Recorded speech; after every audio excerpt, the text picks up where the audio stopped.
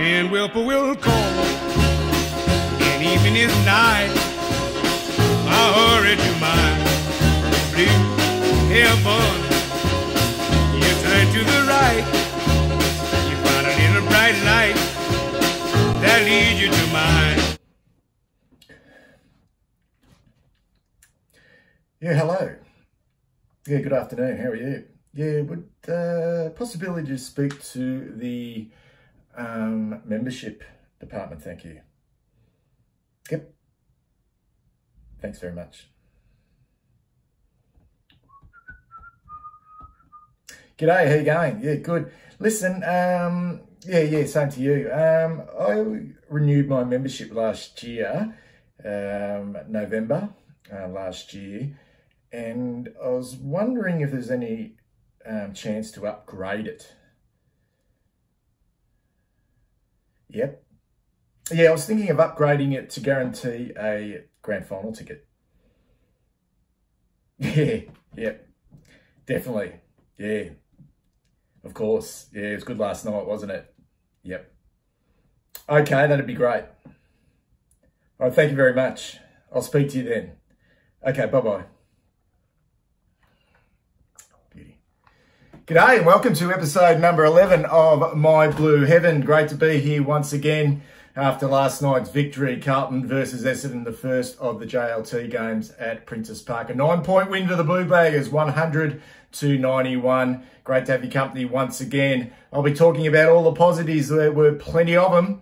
Not getting too carried away though with that win, and also some areas of concern. Even though it was a good win by the Blue Boys, there's always some areas of concern and some areas where we can improve. Stick around. I must say we're on a bit of a hiding to nothing, us Blue Baggers. Yeah, we win our JLT games, we win pre-season competitions in the past. The external voices suggest that we are March champions, and if we perform poorly, that it's just the same old down at Carlton. So we can't win either way. So my advice to any Blue Bagger out there, just be confident about how you feel. If you want to be, okay, if you want to keep a lid on it, so be it. If you want to sing with joy from the top of the mountain, sing with joy. If you want to be cautious and a little bit concerned, be that way as well. If you want to be over the moon about last night's performance, you've got every right to feel the way you want to feel in regards to our great football club. Now, can I just premise this by saying there's two non-negotiables if you're a Carlton supporter. The first one's pretty clear. That is, you just at all times pay respect to the football club. Don't be disrespectful. Be critical, have your voice, but please, just be nice about it. And the second one, the big one, is this. Yep, the Carlton membership. That is the one non-negotiable that unites us. This is the only thing that unites us as a supporting group. So if you're not a member so far, you need to get on board. If you thought about the Carlton Football Club this morning after last night's performance and you haven't got a membership, then you're doing yourself a disservice. So get down to the membership department and buy membership. We have 53,000 members at the moment, the Blue Baggers, but we still trail the Bombers. Yes, our arch rivals. We might have stitched them up last night. We stitched them up last year as well. But we are still a mile behind them. They have, what do they have, the Bombers at the moment? They have 64,500 members, the Essendon Football Club. And I think the last time I had a look, Richmond were heading towards 100,000 members, our arch rivals, and also our other arch rivals, Collingwood. They're about 80,000 members. And I've also saw the category, the fucking Geelong Football Club. All right, the Geelong Football Club, 56,000 fans. So if you're happy, Blue Baggers, with 53,000 supporters or members, paid up members, don't be. We need more. We need more Carlton Blue Baggers on board. That's my little rant. I've got that over and done with. Okay, I know that I've rung the membership department and already guaranteed a grand final ticket for this year, 2019, and I've painted the face blue and white, but let me assure you guys that I am one of the cautious ones. Even though it was a terrific win last night and it's good to get one on the board early, it's not worth 4 points. I'm very cautious. There's still areas of concerns, but I want to start off my Blue Heaven with a lot of positives. But let's just really try and put this into context. It was a practice match in late Feb. It was mid-30s, it was hot, and basically, no disrespect to the Bombers, but I thought for 3 quarters, they were pretty shit. In fact, they were ordinary. So it's really hard to get a gauge on exactly where we're at, even though I thought there was some really good signs. But I actually took a lot more out of last week's practice match against better opposition in the Hawthorn Football Club. So this was, in essence, our second hit out. And I would have expected some improvement over the week, and we got it. But as far as the Bombers go, and I'm not here to talk about the Essendon Football Club, but their effort in the first 3 quarters was very, very ordinary. So let's just be really cautious about that. Well, I am anyway. I'm cautious about the opposition last night. But let's start with some of the positives. Look, we got out to, what, a 37-point lead at one stage, midway through that 3rd quarter. And I thought that when the Bombers really did challenge us in the last quarter, they got within maybe 4 points when they started to get that overlap run from across half-back. McKenna, Sard, I thought McGrath was excellent in that last quarter. That's when we were really challenged. And the positive was that we were able to respond at the back end of that last quarter. And we really did settle. I thought we controlled pretty much the last, say, 7 or 8 minutes of the game to pile on a couple of goals to get that margin back out. And the Bombers got one late. So that was a real positive out of last night's game. But let's, look, as much as I'm speaking about the fact that the first 3 quarters, Carlton pretty much did what they want with not a lot of pressure from the Bombers. You're only as good as the opposition you play. So let's talk in facts. So I'm going to start with some stats. These are the really positive things that I got out of last night's game in regards to the numbers. Plus 13 in clearances, 21-9 out of the middle. We absolutely smacked Essendon out of the middle, particularly in that first half. We were dominant, 62-46 inside 50s and 20 more contested possessions. That's an absolute annihilation. So we walk away with a 9-point win when we dominate that disposal count. Suggests that there's still areas for improvement.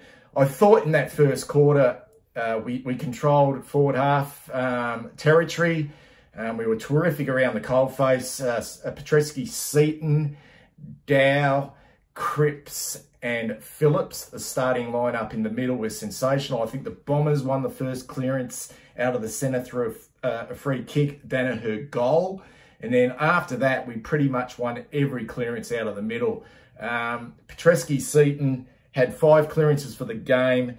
Dow had 5 clearances for the game. And Cunningham, 5 clearances. That's 15 clearances from 3 of our real youngsters. 3 players that we're hoping are going to take the next step this season. They were terrific. Cripps, obviously, he's an absolute superstar around the pill. He had the 11 clearances. So we dominated that stat through the game. And I think our scores from forward half entries are something like 51, I think we scored from stoppages, which is just fantastic compared to what we were doing last year. I think the Bombers only had 9 scores from stoppages, from forward half stoppages. So that was a real plus.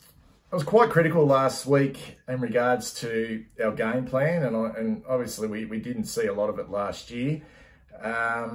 But last night against the Bombers, it was pretty clear to me exactly what we're trying to do. And I thought we achieved what we wanted to do. And it was about, I think for us this year, it's about winning those stoppages in the middle.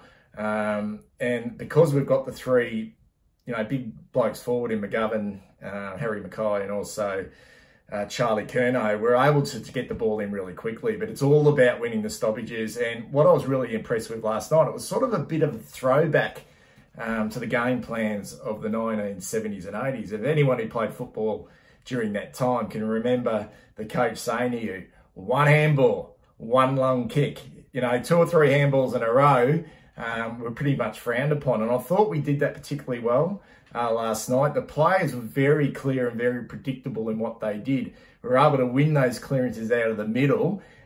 Sometimes it was a quick handball off Petreski-Seaton to Dow, or Dow to Petreski-Seaton, Cripps to Cunningham, whoever it may have been. Then it was the long kick to the top of the goal square to the big boys, who were very good at last night to bringing the ball to the deck. They didn't clunk many of themselves, and that was a little bit of a concern, the fact that we didn't take many marks inside forward 50, but the fact that we were predictable, the ball went to the hot spot, we had players front and square, that was a real positive last night.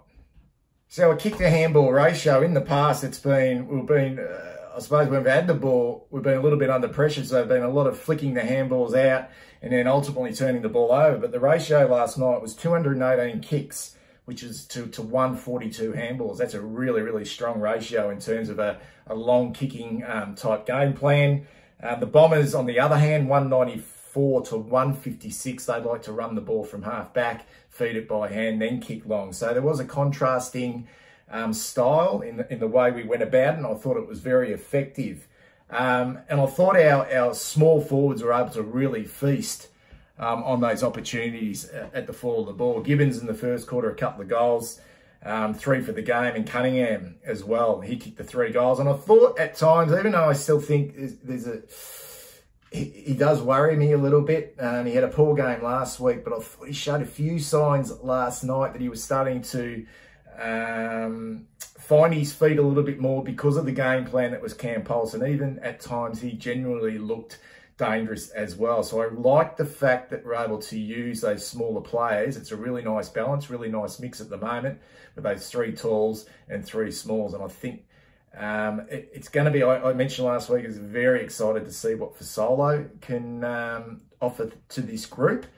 But at this stage, I really like the fact that we've got those. If we're going to go the big men, bring the ball to the deck, I think we really need that mosquito fleet to be at their heels, and I thought they did that really well last night. I suppose my concern with that game plan is if we don't win the clearances. Last year and I know we're banking on bringing another really young group through, and I really enjoy the fact that other than Cripps, it's been pretty much rotating youngsters through that centre square.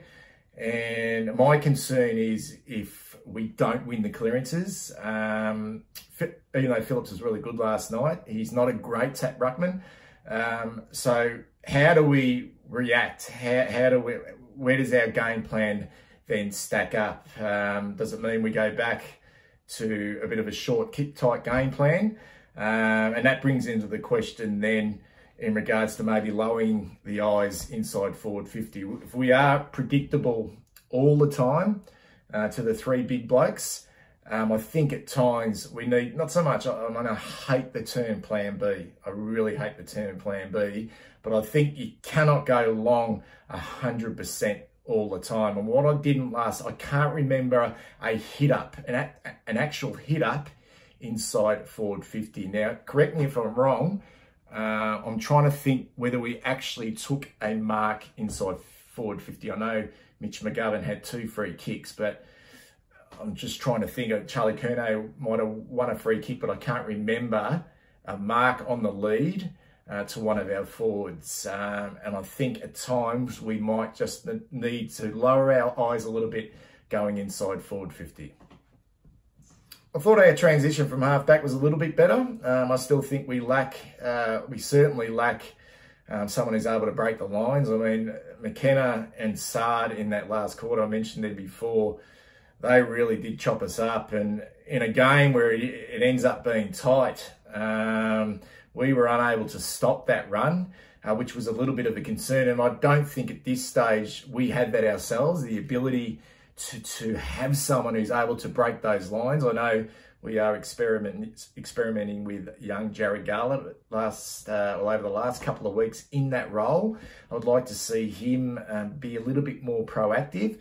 But one of the positives last night, I thought our composure down back was 80% better than it was against the Hawks. I thought Jones was predictable. If he got the ball deep, he'd kick long. And the only time he would kick short if it was 100% on to someone who was clearly by themselves. I can't remember Liam Jones turning the ball over at all. I thought Garlett's disposal was a lot better as well.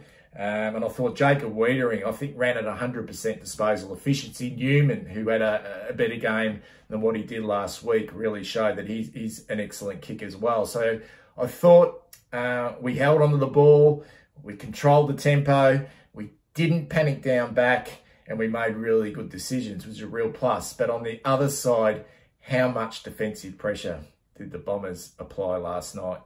It wasn't a lot. So the heat will come on us against quality opposition.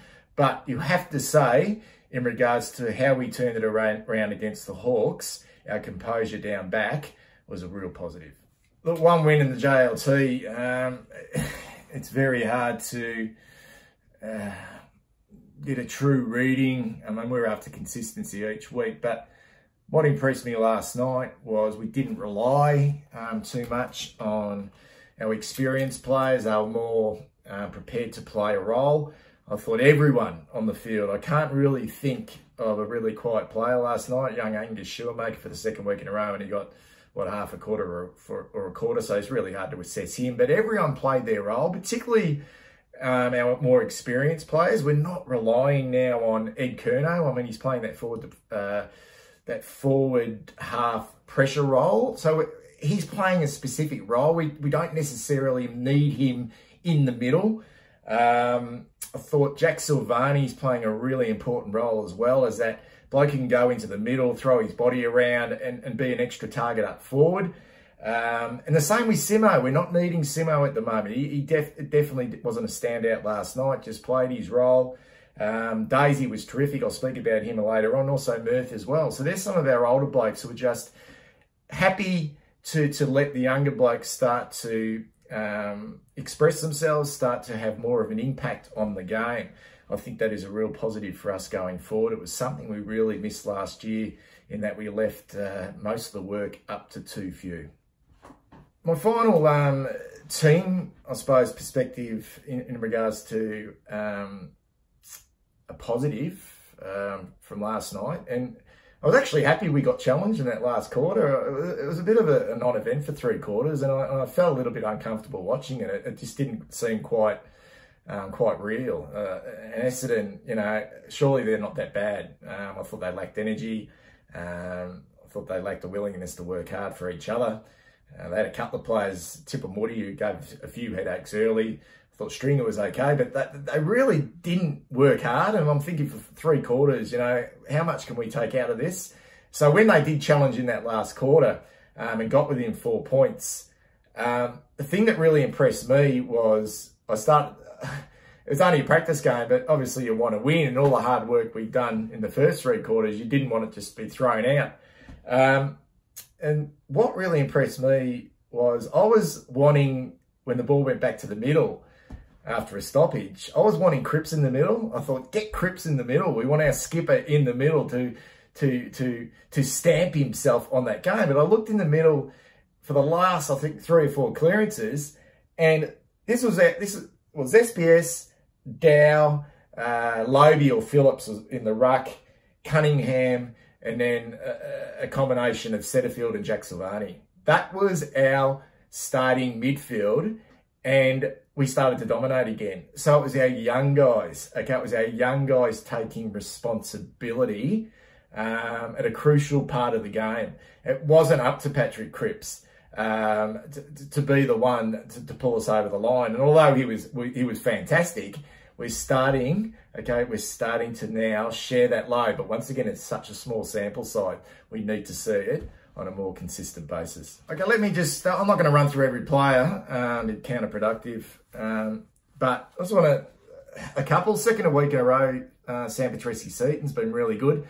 It's about consistency. He was criticised last year for, having patches, just little patches here and there. Played the 22 games, but I thought again last night he was outstanding.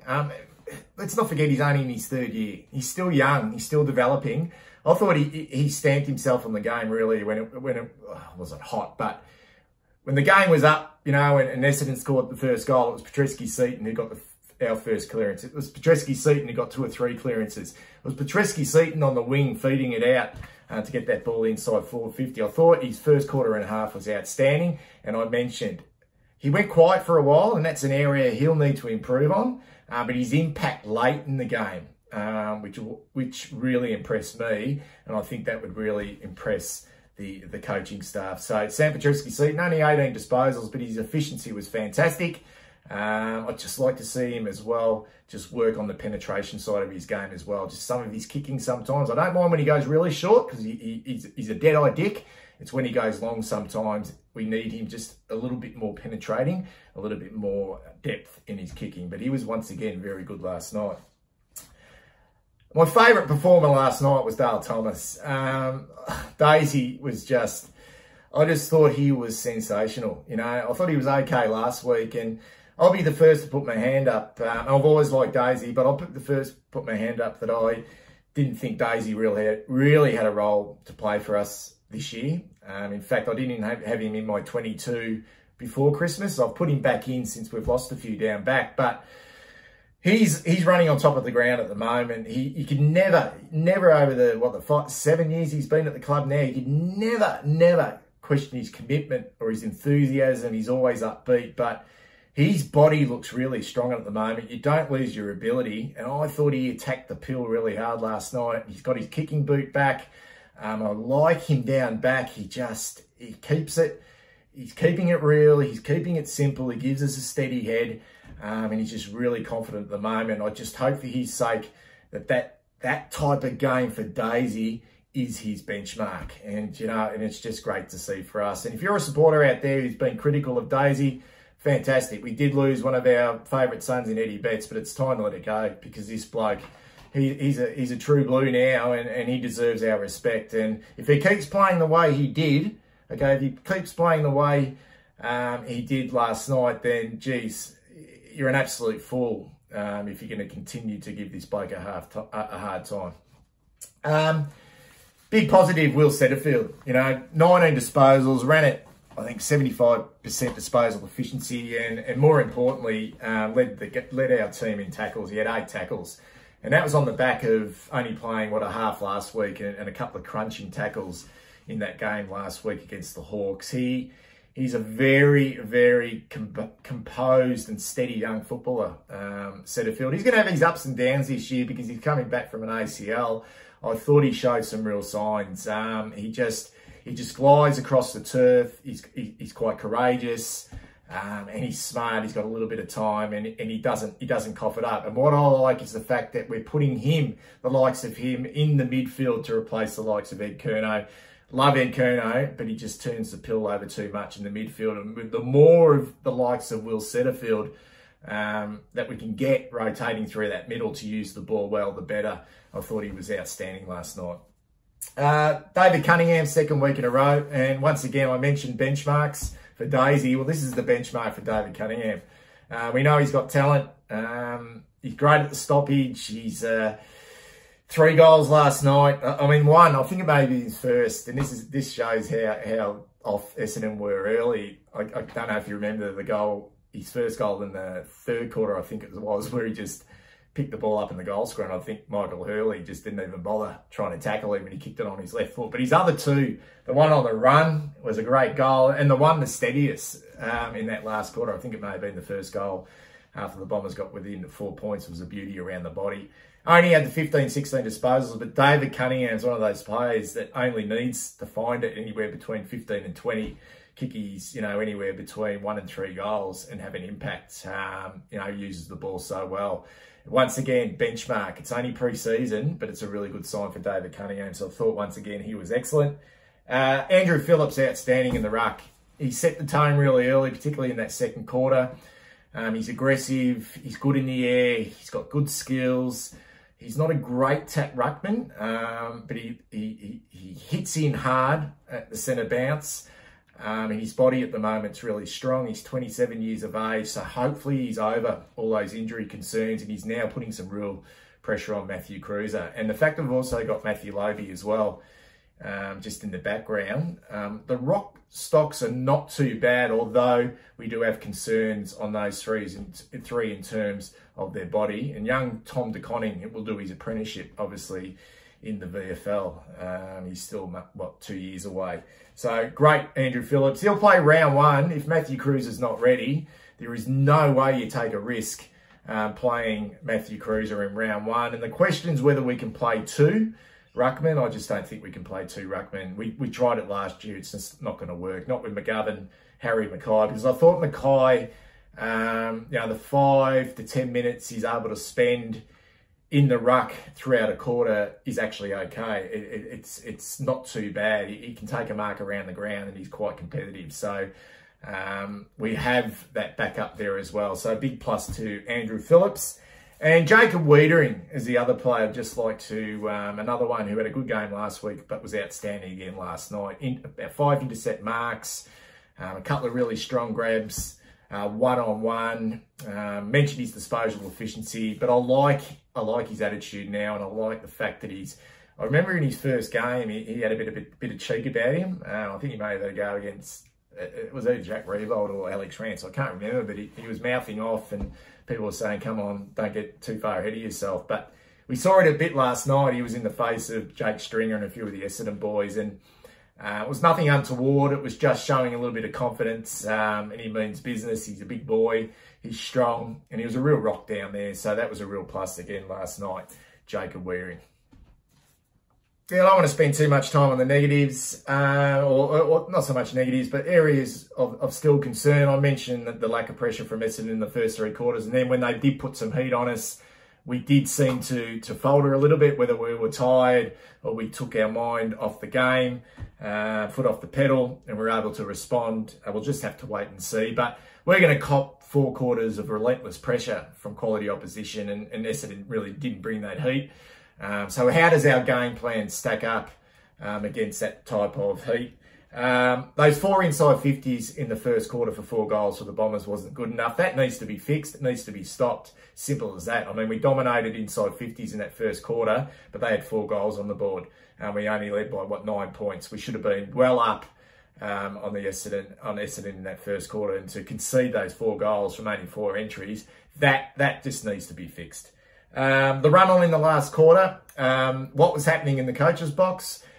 Sard, McKenna, and McGrath. McGrath was outstanding in that last quarter. Can he play? McGrath from the Bombers. And this is, I suppose, where I think we might need to pull the pin and have a defensive midfielder who's able to go in and play a role when a team does have a run on. So we didn't seem to have that. I'm thinking, and I don't know, I mean, I'd love to hear from you guys out there, but I'm thinking Matthew Kennedy doesn't seem to have a specific role at the moment. He seems to be down on a little bit of confidence and obviously down on form. Didn't do a lot in the VFL yesterday.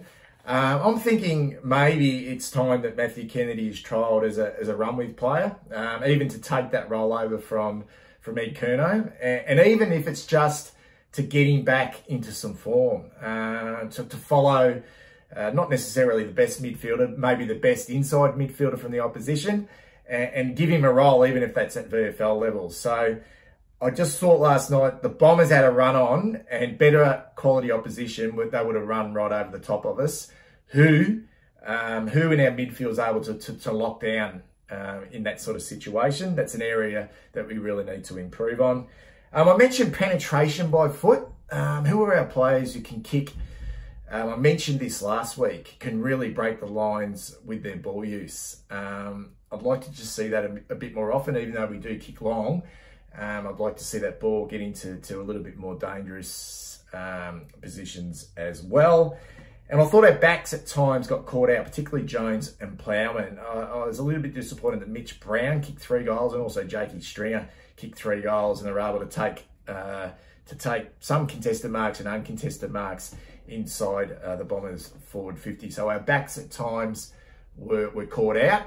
And that was obviously a lot to do with the pressure coming down from our midfielders as well. So it's all steam ahead to our next JLT game. I think it's against the Pies. I might be wrong. Monday week in Moe. So it's about backing up, isn't it? Interesting, Charlie Curnow come up, or is he rested? Do we give other players opportunities? Lockie O'Brien played in the 2s. Very unlucky not to get a game. So who do we bring up? Who do we rest? Will be interesting going into that game against the Pies in Moe. But overall, a pretty positive performance by the Blues. And let's see how we go in our last practice match before the big one against the Tigers. If you like these videos, guys, please subscribe and comment down below as well. And be a proud blue bagger, but please buy one of these pieces of plastic and let's unite as a group. Let's unite as a group.